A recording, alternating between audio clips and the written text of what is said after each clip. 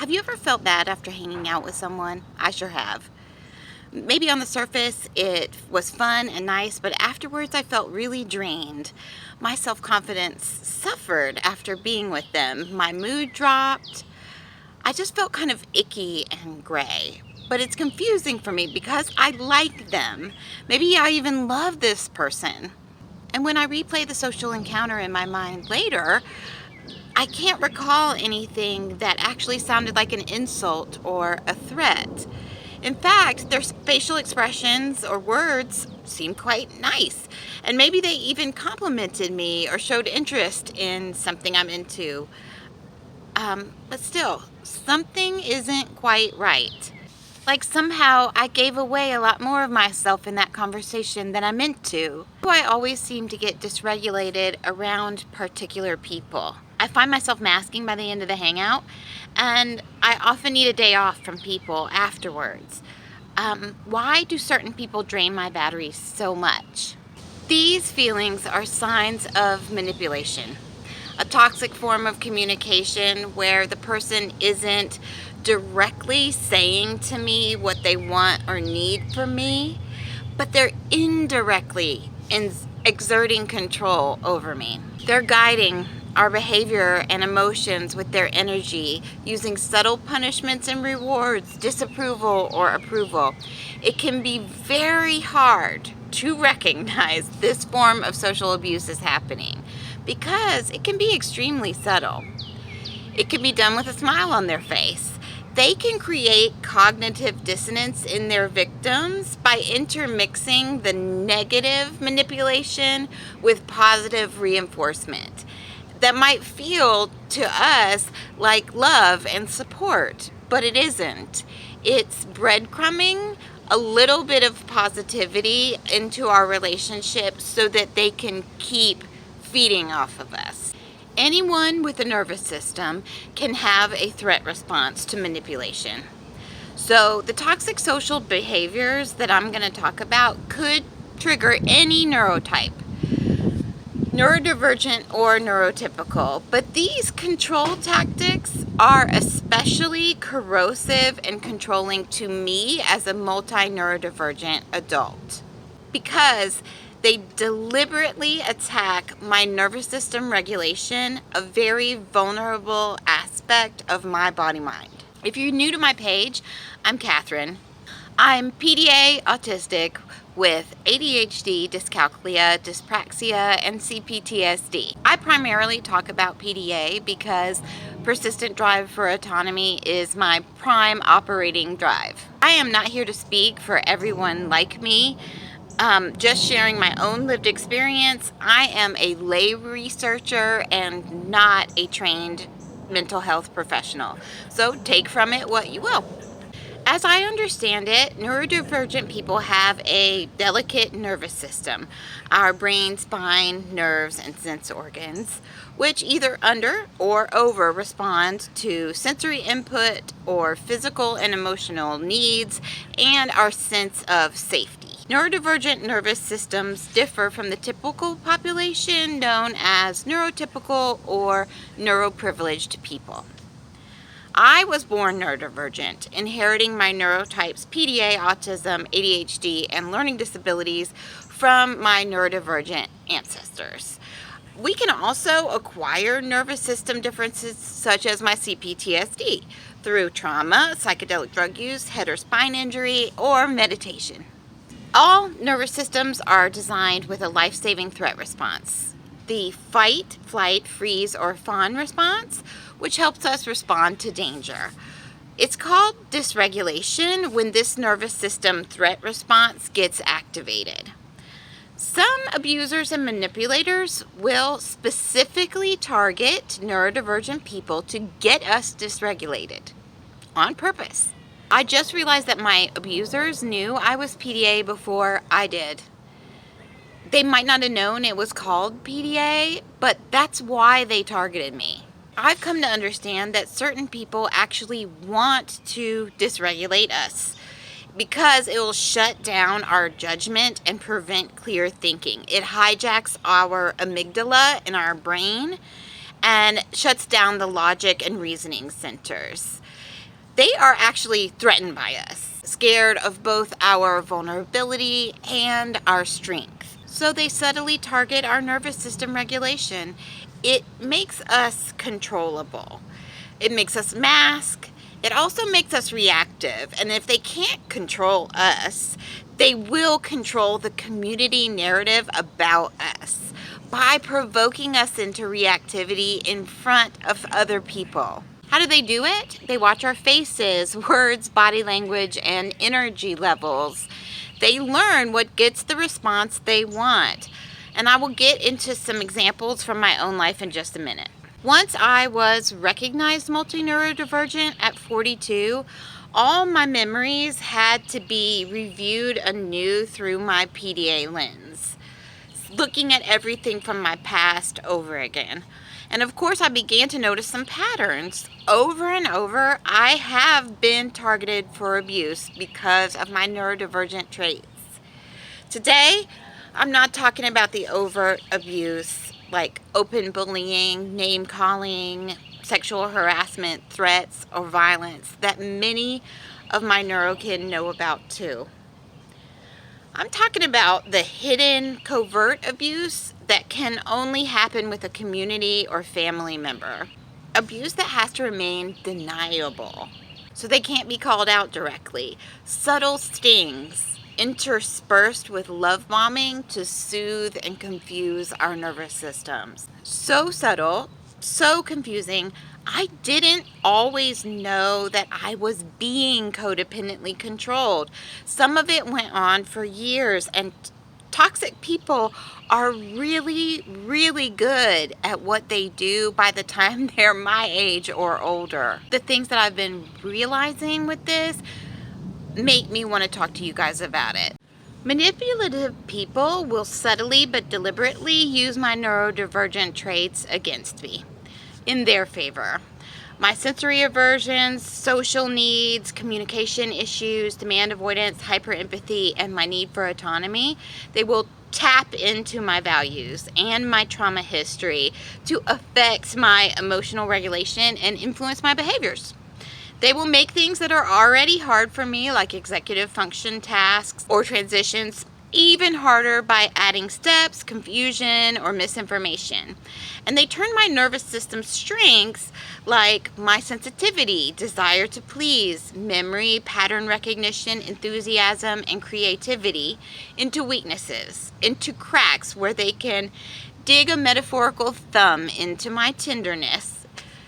Yet it's going to look natural and harmless because they keep it all under the level of plausible deniability. The following examples are from my life. Common ways that other traumatized adults have manipulated me. Because our neurotypes, comorbidities, traits, and traumas might differ, these things might not trigger you, but perhaps there is a parallel example that would grab your particular nervous system. There are 4 levels, each requiring increasing stealth and greater intimate access to me. Trigger warnings galore, especially level 4. Here we go. Manipulation level 1. Middle school never ends bullshit. This stuff can be performed by strangers, acquaintances, friends of friends, classmates, colleagues. It might even work on you on the first meeting, and it usually needs an audience. My reactions to these obvious ploys were a bigger problem for me when I was younger, which is why I call it middle school. Commenting on my voice, posture, facial expression, body movements, and stems. It doesn't have to be a put down or an insult, just a well-worded observation will do. Same with pointing out my unique style of dressing. Belittling my special interests, mocking my speech quirks, dramatically expressing their boredom when I info dump, telling me to calm down, chill out, say less, and using a lot of dismissive, disdainful body language. Triggering my sensory aversions by smacking while eating, turning up a super loud phone or TV, wearing strong perfumes, swervy fast driving, taking me somewhere really loud and busy, making me be around a lot of people. Exposing me to images that I can't unsee, leaving me out, excluding me from a community activity, hijacking my friend group, then kicking me out of it, lying to me or about me, frenemy energy, love bombing and discarding cycles. Level 2, communication toxicity. The person and I actually have to be in frequent conversation and in closer community for this manipulation level to unlock. It all involves my autistic communication style or my PDA demand avoidance. And some of it requires a shared history and access to my private information to work. This is friends and family level treachery. Purposely using indirect or confusing communication. Passive aggression, hints, backhanded compliments, saying mean things to me but in a nice voice and with a smiling face, bless your heart, asking me multiple intense questions and then interrupting me while I'm answering, embarrassing me for speaking out of turn, talking too fast, or misspeaking in some way. When I start to share something joyful, they act like I should feel ashamed for being so uncoolly excited, hopeful, proud, or inspired. I need to calm down, and my expression of joy is a taboo for them. In written communication, correcting my spelling or grammar without addressing the point that I was trying to make or the need that I expressed.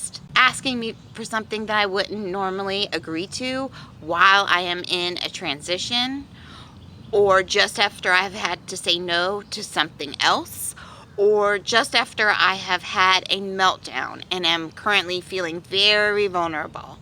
They know when I am at my most compliant and take advantage of it. Not extending the principle of charity to my side of the conversation, assuming the most baseless, least rational interpretation of what I'm trying to say.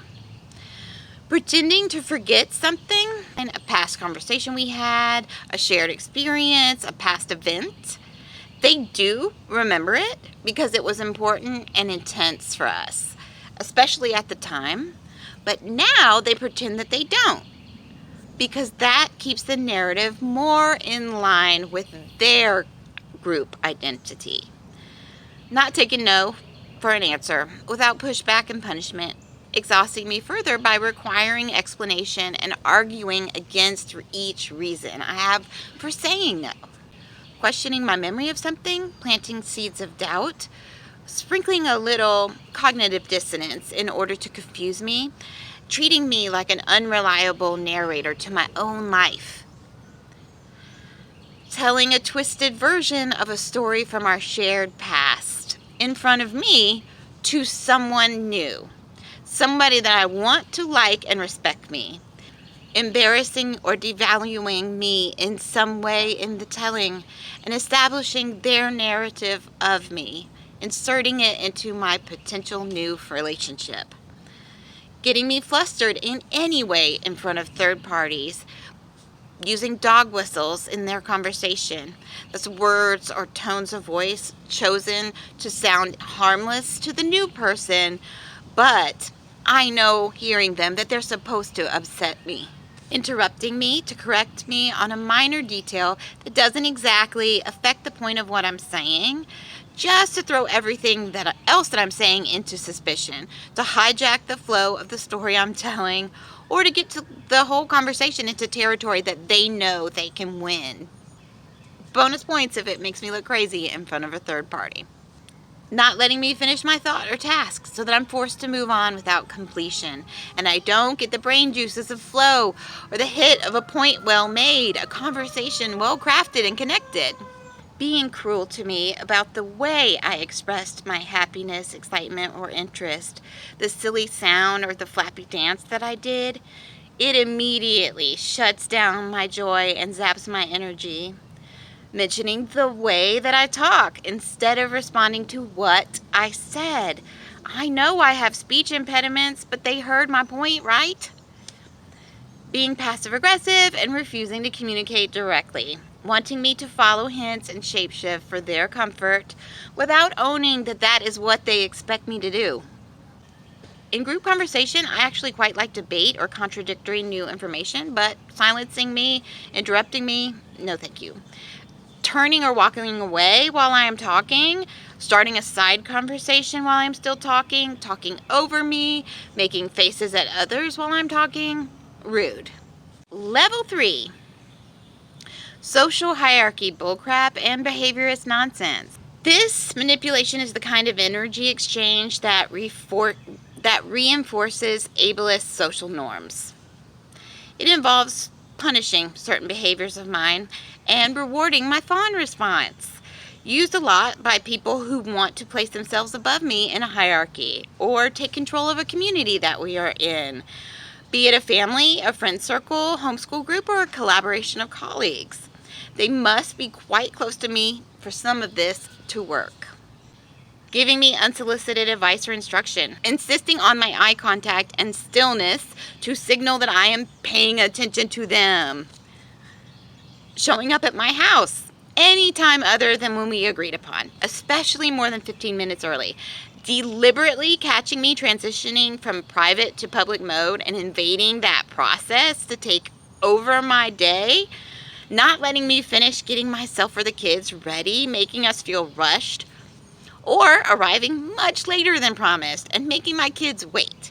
This also fills the house with their frustrated, anxious behaviors like frantic pacing, excited talking, loud banging, echolalia bursts, all of that while I am trying to relax and prepare for socializing with you. Surprising me by having more people with them when I thought we were just hanging out one-on-one. Pretending to want my friendship, only to harvest me for my talents or knowledge. Asking me for emotional, intellectual, or physical labor over and over without providing aftercare, money, or reciprocal care. Telling me I'm too anything. Making me repeat my boundaries and acting surprised, hurt, or confused every time, and then doing it again next time. Devaluing my contribution and overvaluing theirs. Asking that I stop my flow, especially right as the dopamine kicks in, to help them find something, clean up after them, get them something, or basically perform some act of service for them. Because they want to shift my focus to them and their demands. When I am engaged in my most healing process, flow. It's a real toddler energy, this one. Asking me to take care of them, a capable adult, while I'm the one in meltdown or shutdown. Insisting that I do my things their way at their pace while eating, working, walking, or talking with me. They never have to match pace with me or let me decide when something happens. They always want to set the pace. Forcing me to leave, eat, or stop and do something for them before I'm ready just because they're understimulated. Not allowing me time to prepare. Setting me up to feel improperly dressed or without my needed tools and materials. Preventing me from eating, sleeping, or resting when I need to, wanting me to do those things when and how they want. Not letting me be alone when I need to be, sabotaging my flow state, intruding into my private space without invitation, doing something to my space without my consent, like rearranging, adding stuff, taking things of mine without asking, leaving their things spread across my work surface so that I can't work there, or spread across my seats so that I can't sit down and rest. Making a mess somewhere I need to be clean, like my bed or the table I eat on. Being too rough with an object I treasure.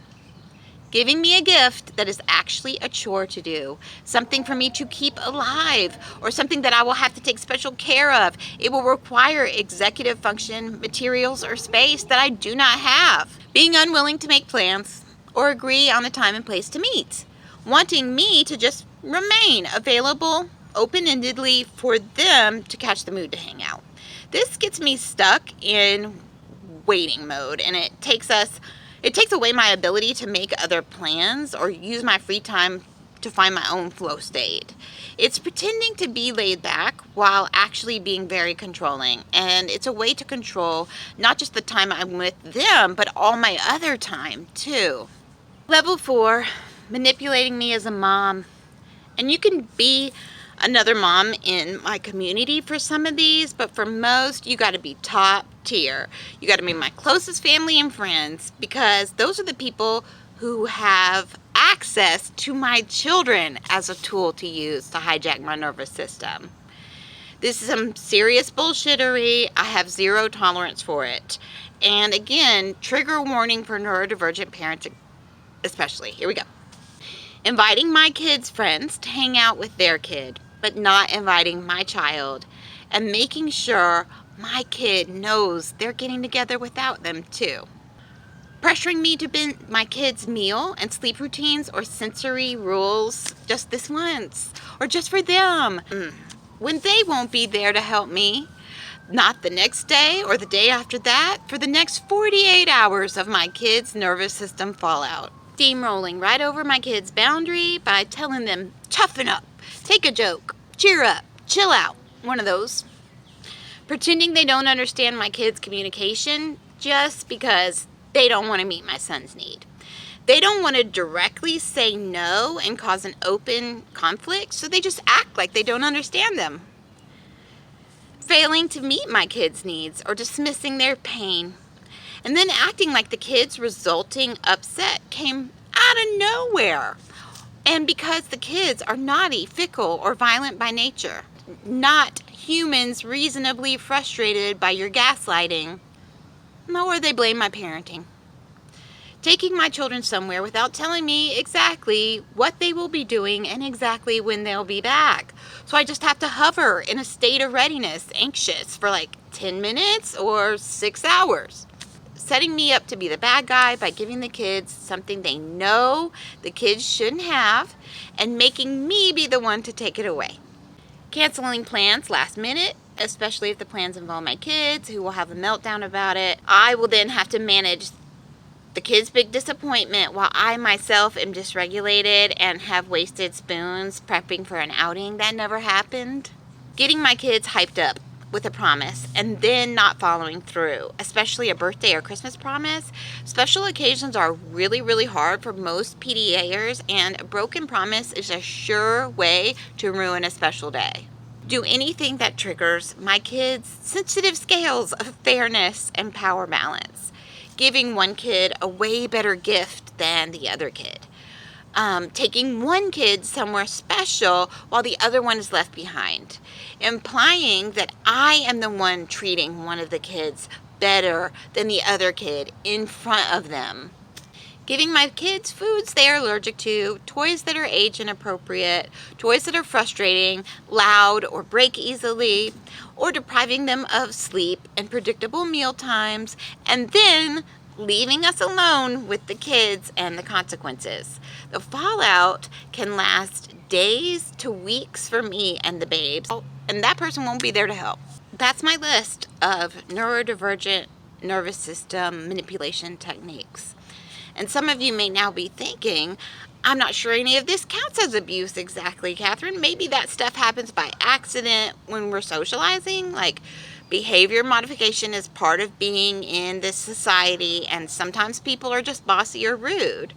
And I'm probably too sensitive because of rejection sensitivity, rigidity, literal thinking, demand avoidance, and all my other social deficits. So maybe it's just me, right?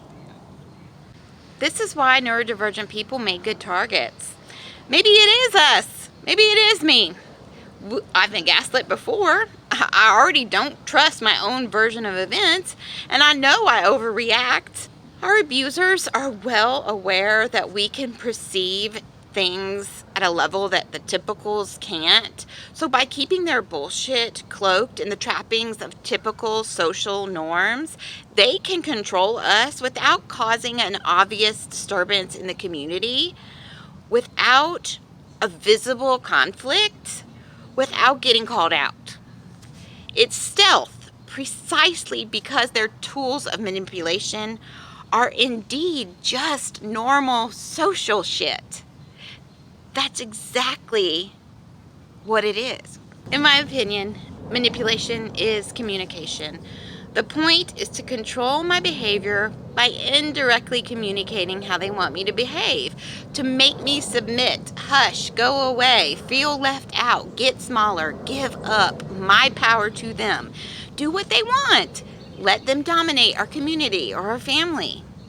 Instead of using overt threats and direct statements to get what they want, a manipulator uses subtle power moves, implication, unkind tones of voice and body language. They use gossip, isolation, and disappointment. They may also use gifts, compliments, childcare, or money. And they may appear to the outside world like the most generous and concerned person in our lives. Why? Why does this happen again and again? Why would anybody want to use my neurodivergent traits against me? Why would someone close to me want to deliberately deplete my spoons, get me reactive, and erode my value in our community? Well, lots of reasons why. But basically, they do it to mood alter at my expense and energetically feed off of my reaction, while they gain points in a social hierarchy game. And they do it because they're hurt people who hurt people. Reactive people want to get reactions. Who's doing it? In my experience, this form of social abuse is not exclusive to neurotypical people. Allistics and my fellow autistics can be manipulators too. And most of us can learn to use the weapons that have hurt us against other people. Some of my most crushing bullies are likely PDA like me. My not wanting to be controlled by others has made me a target for abuse by people who require total control of their friend group or their environment in order to feel safe themselves. While I sympathize with the kind of history that creates that level of narcissistic trauma, I do not want to be manipulated. Now that I know that I'm neurodivergent and traumatized and not some highly sensitive snowflake who just needs to fix herself to please everyone else, I understand that I no longer need to respond to manipulative control tactics. I'm not codependently responsible for the way others feel about my neurodivergent traits. I can break free of these social patterns. Going forth, if somebody in my group wants something from me, they have a problem with my boundaries, or they dislike an aspect of my self-expression, they can say it out loud for the whole class to hear. I won't be responding to subsonic dog whistles. I now know what signs to look for and how to gather proof of abuse. And I know how to gray rock a manipulator. Not give them any ego food, not react, just be a big gray rock. I've learned that generally manipulation is not subtle for long if it's being ignored by the target. So their slip does start to show after a while. They will eventually get outed as an emotional abuser to the rest of the community. I just hope it happens next time before they can scapegoat me on their way out. We'll see. As a PDAer, I need autonomy like I need air. I have a persistent drive towards freedom, flow, and fairness. Letting people have control over me is the opposite of loving kindness to me. I instinctively, even unconsciously, resist power structures and hierarchies. But let me be clear, I don't want to be the boss of y'all. It's way too many demands. I don't want hierarchy at all. I want equity and parallel play. I want all of us to be autonomous. May all beings everywhere be happy and free.